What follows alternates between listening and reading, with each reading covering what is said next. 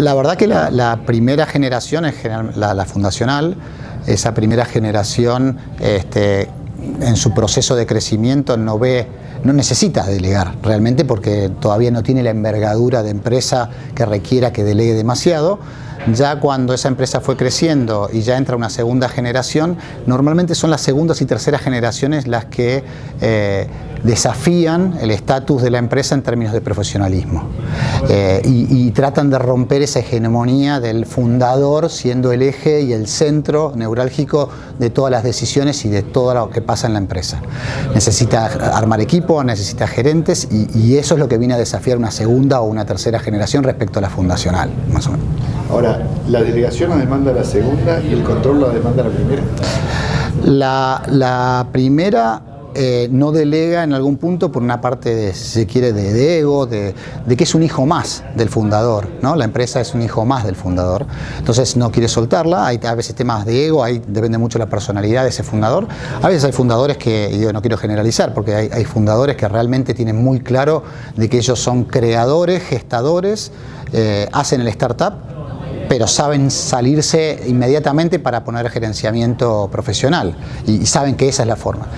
Porque lo que resulta desafiante de estos pasos es darse cuenta, autodiagnosticarse de que uno es el techo del crecimiento y del profesionalismo de esa empresa. O sea, las capacidades que uno tiene como emprendedor no necesariamente lo van a acompañar a que la empresa, a los momentos en que la empresa tenga una dimensión bastante más importante y descentralizada, a veces geográficamente y demás. Entonces necesita gerentes que lo acompañen y eso es soltar.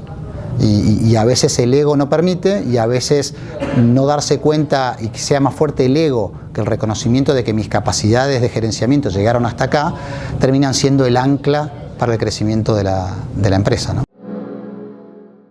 El tema de entender la necesidad de delegar es que por ahí las capacidades de quien es el fundador, el generador, el emprendedor de cualquier negocio o de cada uno de los puestos en los cuales se tiene que desenvolver es a veces hasta la propia capacidad de uno para seguir generando un techo mayor al que se puede llegar a tener. Sí, te digo, hacelo vos, lo hago yo, y digo hasta dónde yo soy talentoso en ciertas cosas. Siempre está el dicho ese, ¿no?, de que no hay que saber todo, sino tener el teléfono del que sabe. Y a veces es eso, yo soy un buen gestador de negocios, soy un buen gestador, soy un buen relacionista público, hago buenos negocios, tengo buenas ideas, pero quizás no soy buen gerenciador. Entonces hacer ese autodiagnóstico no siempre es fácil, porque son gente exitosa, entonces están sentados sobre una pila de éxito y es muy difícil que hagan esa autocrítica tan asertiva, digamos, ¿no? O sea, es difícil esa parte. Y con lo que me preguntabas antes del tema de quiénes ponen el control, normalmente el control no lo pone una segunda generación, salvo que realmente tengan una cabeza muy profesionalizada.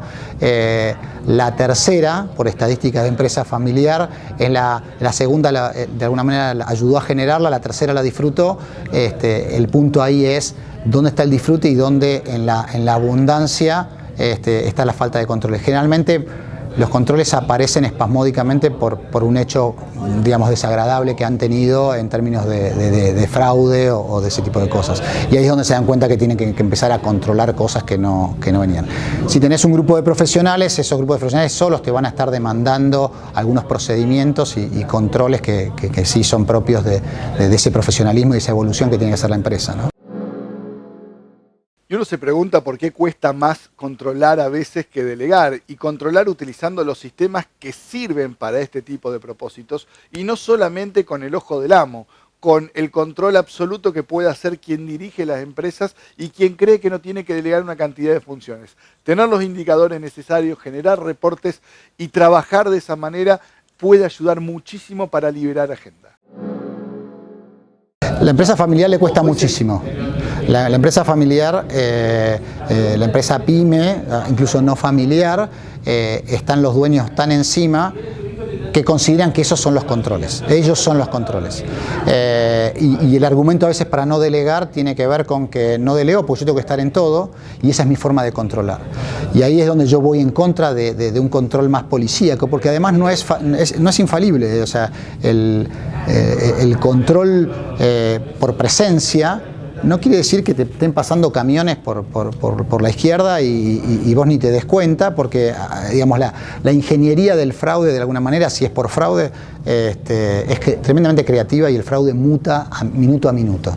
Entonces, vas a ser un buen empresario, vas a quizás ser un buen gerenciador, no sos un investigador privado. Entonces, tu tiempo no va a pasar por ahí. Entonces, estar encima de las cosas no te garantiza tener todo controlado. Y ahí es donde hay que romper ese seteo mental de que como estoy presente y estoy cerca, entonces está todo controlado. No, te pueden estar pasando igual y eso es lo que hay que romper para que empiecen a entender que los sistemas de control no vienen por la parte policíaca, sino vienen por la parte de alinear, de comunicar objetivos, de medir performance, de medir desvíos, de tener esas reflexiones de hacia dónde vamos y cómo debería ser ese sistema de dirección y control, ¿no?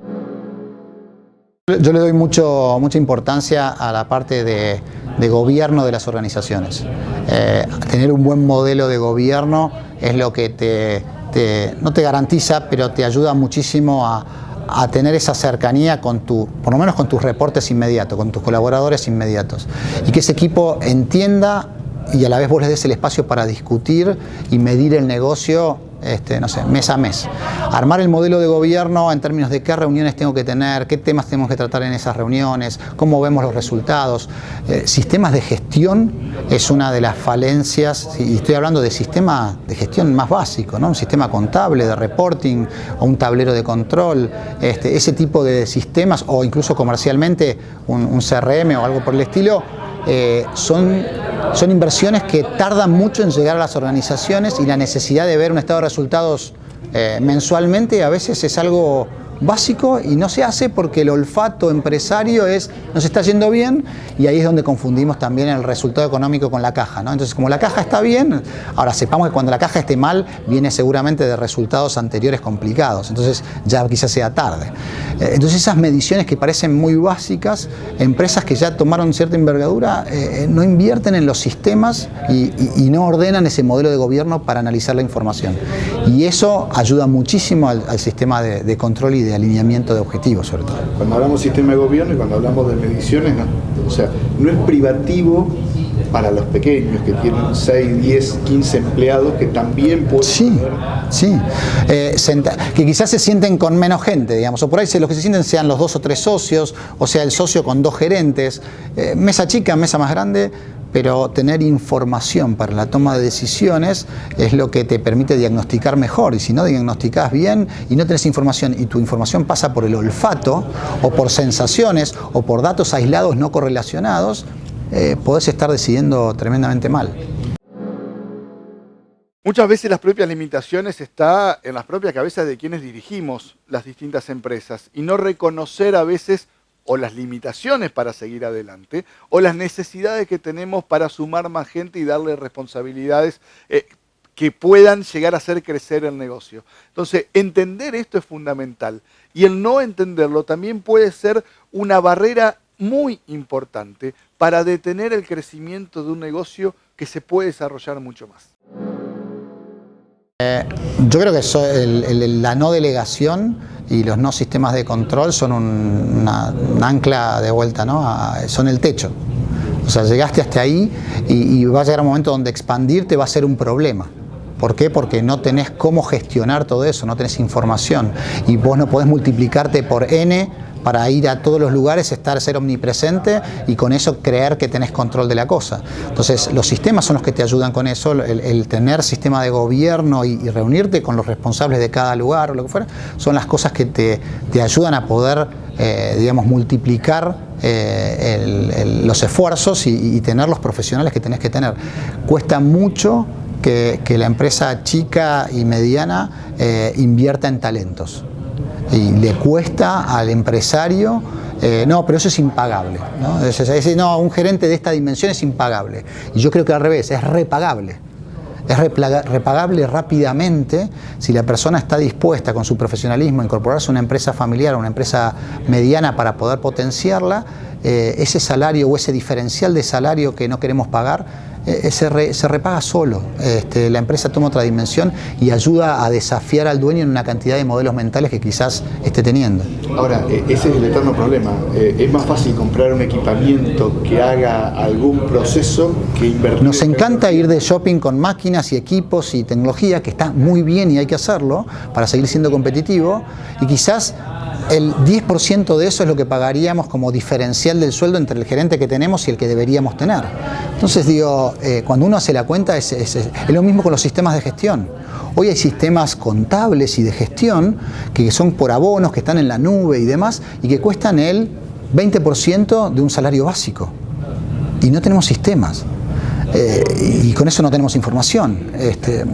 Realmente no es un mindset que cuesta romper, pero cuando le haces la cuenta y logran romper eso, es tremenda la diferencia que hay entre compañías que saben seleccionar a sus talentos e incorporarlos, que entiendo que en lo regional y en algunas ciudades del país, incluso de Latinoamérica, por lo pequeño, digamos, del mercado, nos cuesta conseguir talento, pero a veces hay gente que está dispuesta a moverse, y también, digo, tratar de buscar en la misma zona, si no hay un gerente que está insatisfecho en una empresa, que podría ser tentado por nosotros, pero ya desde el costo o el sobrecosto ya empieza a ser un modelo mental de frenarse en la decisión, y cuando el apalancamiento que eso tiene es muy grande. Puede ser que el hecho de invertir sea una traba.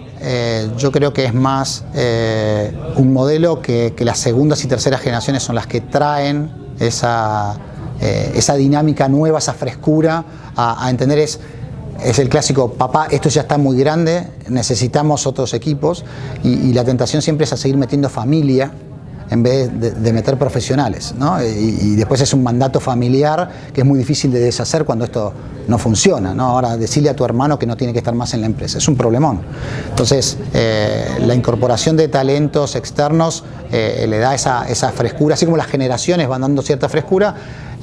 Creo que yo soy por lo menos algo enemigo de que en la gestión se siga metiendo familiares por portación de apellido. Eso me parece que es algo que perjudica y no permite crecer a muchas de las empresas del país, que son, digamos, las pymes son el motor, ¿no? Eso lo sabemos, pero les faltan dar como esos pequeños pasitos, y destrabar eso es lo que tratamos de hacer cuando hacemos estos programas de delegar sin perder el control, que tiene que ver con que empiecen delegando, sabiendo cómo controlar esa delegación, y cuando hablamos de control no hablamos de un control policíaco, hablamos de un control más, de un sistema de dirección más que de control.